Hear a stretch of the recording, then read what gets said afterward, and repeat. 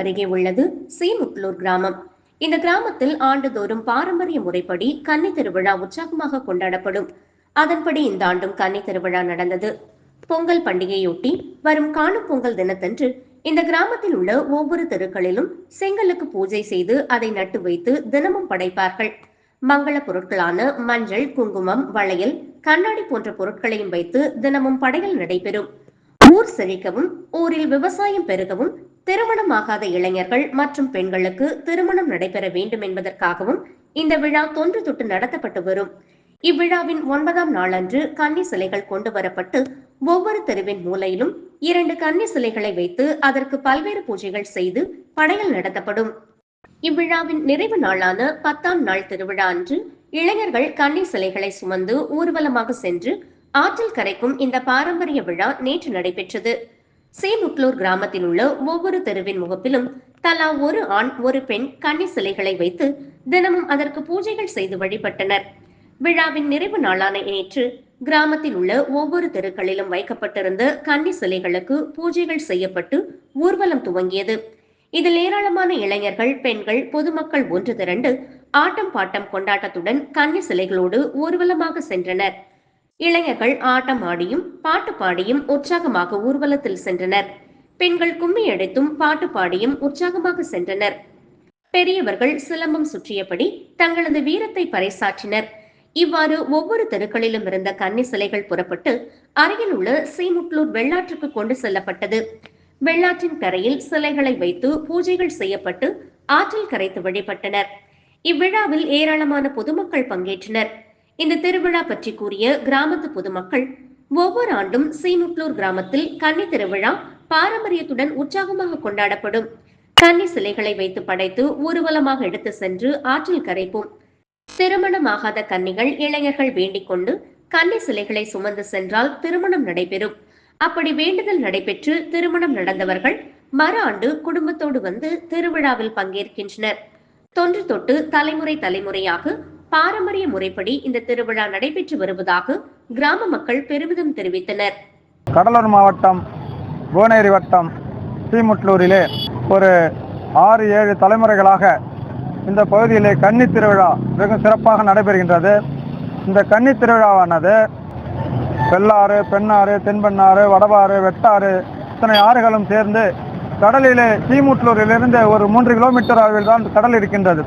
கடைசியாக அந்த 7 சப்தகன்னிகள் இந்த பகுதியிலே தோன்றியதாக வரலாறு இருக்கின்றன.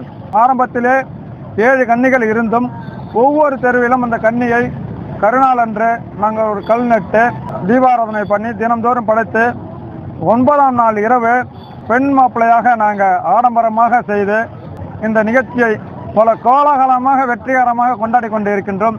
இந்த கன்னி திருவிழாவில் என்ன ஒரு ஐதீகம் என்றால், திருமணமாகாத கன்னி பையன்கள், கன்னி பெண்கள் யாராக இருந்தாலும் இந்த கன்னியை தூக்கி தலையில் வைத்து ஆற்றிலே கொண்டு கரைத்து வணங்கினால் நிச்சயமாக அடுத்த ஆண்டு திருமணத்தோடு வந்து இந்த நிகழ்ச்சியை கொண்டாடுகிறார்கள் என்பதை பெருமையோடு கூறிக்கொள்கின்றோம். ரஜினிகாந்த், சீமுட்லூர் கிராமத்தில் பொங்கலிருந்து 3ஆம் நாள் காணும் பொங்கல் திருவிழாவில் அன்று ஒவ்வொரு வீதியிலும் கன்னிசாமி திருவிழா சீரும் சிறப்புமாக கொண்டாடுவது வழக்கம். அதன் அடிப்படையில் கருநாள் அன்று மாலை செங்கற்களை நட்டு அதனை எங்களுடைய இஷ்ட தெய்வமாக வணங்கி பூஜித்து அன்று அசைவ உணவுகளை கடவுளுக்கு பரிமாறி கோலாகலமாக கொண்டாடப்படுகிறது. கன்னிமார்கள், அதாவது ஆண்களும் சரி பெண்களும் சரி, நீண்ட நாட்களாக திருமணமாகாமல் இருக்கும்போது அவர்கள் அந்த கன்னிமார்களை தலையில் சுமந்து வரும்போது அவர்களுக்கு திருமணம் நடக்கும் என்ற ஒரு ஐதீகம் காலகாலமாக தொன்று தொட்டு இன்று வரை இருந்து வருகிறது. வீட்டில் வயதுக்கு வந்த பெண்கள் இருப்பார்கள். அதன் உறவினர்களுக்கு திருமணம் முடிக்கிறதுக்கு தெரிவிக்கும் ஒரு வகையாக இந்த ஆற்று திருவிழா என்ற வகையிலும் இந்த விழா சீரும் சிறப்புமாக இந்த பகுதியில் கொண்டாடப்படுகிறது. நன்றி.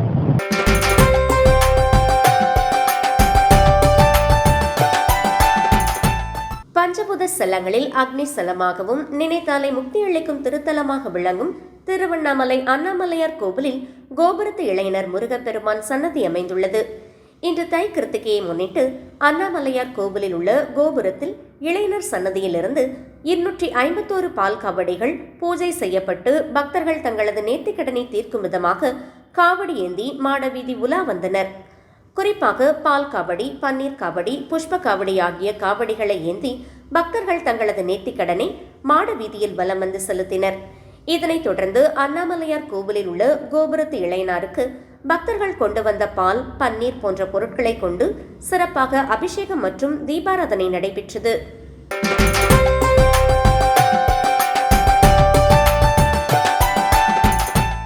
செங்கல்பட்டு மாவட்டம் மதுராந்தகம் வட்டம் அச்சிறுபாக்கம் அருள்மிகு ஸ்ரீ இளங்கிளி அம்மன் உடனுரை ஸ்ரீ ஆட்சீஸ்வரர் சுவாமி திருக்கோவிலில் அமைந்துள்ள ஸ்ரீ வள்ளி தேவசேனா ஆறுமுக பெருமான் 60ஆம் ஆண்டு தை கிருத்திகை விழா நடைபெற்றது. காலை 8 மணிக்கு பஞ்சமூர்த்திகளுக்கு மகா அபிஷேகம் நடைபெற்றது. அதனைத் தொடர்ந்து அச்சிறுபாக்கம் சங்கத்தீர்த்த குளத்திலிருந்து 108 பால்குடங்களுக்கு கோவில் சிவாச்சாரியார் சங்கர் சிறப்பு பூஜை செய்தார். 108 பால்குடங்கள் பக்தர்கள் தலையில் சுமந்தபடி புறப்பட்டு மாடவீதி வலம் வந்து ஸ்ரீ வள்ளி தேவசேனா முருகப்பெருமானுக்கு மகா பால்குட அபிஷேகம் நடைபெற்றது. சிறப்பு அலங்கார ஆராதனையும் நடைபெற்றது.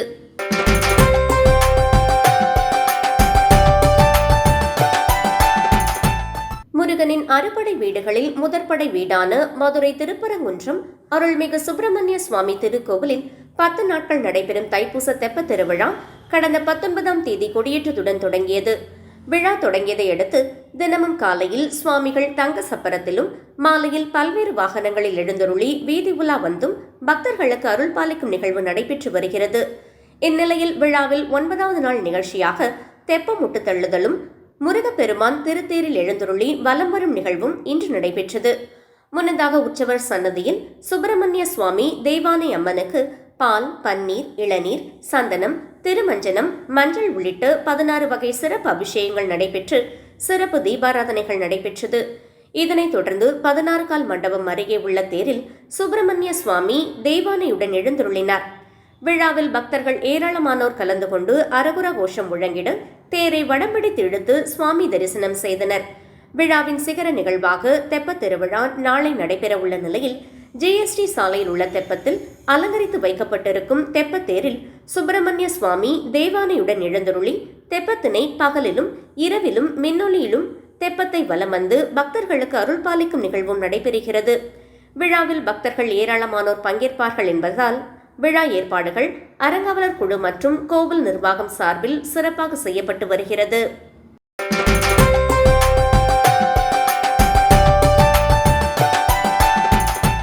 மதுரை மாவட்டம் சோழவந்தான் அருகே குருவித்துறை அணைப்பட்டி மெயின் ரோட்டில் வெட்டார்குளம் அருகில் ஆதி மாசாணி அம்மன் கோவில் உள்ளது. இங்கு 8ஆம் ஆண்டு திருவிழா கடந்த ஞாயிற்றுக்கிழமை கொடியேற்றத்துடன் தொடங்கியது. தொடர்ந்து திங்கட்கிழமை மயான பூஜை நடைபெற்றது. செவ்வாய்க்கிழமை காலை வைகை ஆற்றிலிருந்து சக்தி கரகம் அலங்காரம் செய்யப்பட்டு பக்தர்கள் புடைசூழ எடுத்து வரப்பட்டது. தொடர்ந்து பூக்குழிக்கான கண் திறக்கும் நிகழ்ச்சி நடைபெற்றது. விழாவை ஒட்டி மாசாணி அம்மனுக்கு பால், தயிர், வெண்ணெய், மஞ்சள் பொடி, மாப்பொடி உள்ளிட்ட பல்வேறு அபிஷேகங்கள் செய்யப்பட்டு சிறப்பு அர்ச்சனை நடைபெற்றது. தொடர்ந்து தீபாராதனை காட்டப்பட்டு பக்தர்களுக்கு பிரசாதம் வழங்கப்பட்டது. அறுசுவை அன்னதானம் நடைபெற்றது. இதில் குருவித்துறை, மன்னாடி மங்கலம், காடுப்பட்டி, சோழவந்தான் உள்ளிட்ட பகுதிகளைச் சார்ந்த ஏராளமான பக்தர்கள் கலந்து கொண்டு சுவாமி தரிசனம் செய்தனர். தொடர்ந்து புதன்கிழமை பூக்குழி வைபவம் நடைபெறுகிறது.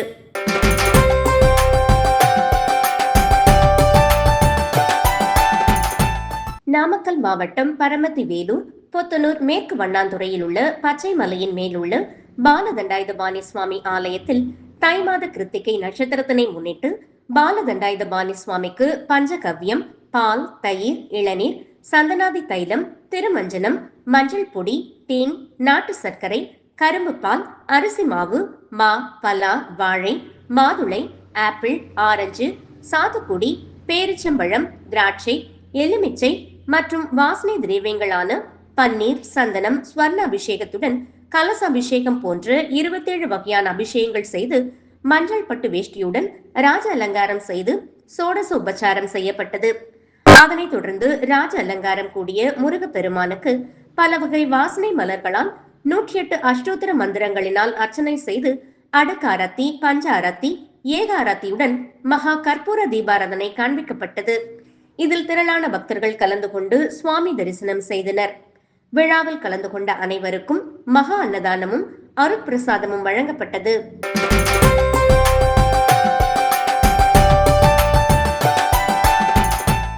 நாமக்கல் மாவட்டம் மோகனூரில் சிறிய குன்றின் மேல் உள்ள அருள்மிகு காந்தமலை அருள்மிகு பாலசுப்பிரமணிய சுவாமி ஆலயத்தில் உள்ள முருகப்பெருமான் பக்தர்களுக்கு மேற்கு நோக்கி நின்றவாறு அருள் புரிந்து வருகிறார்.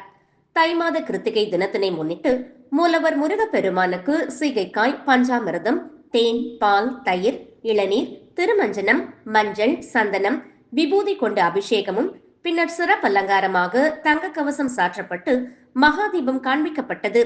இதில் ஏராளமான பக்தர்கள் தரிசனம் பெற்று சென்றனர். வருகை புரிந்தவர்களுக்கு அன்னதானம் வழங்கப்பட்டது.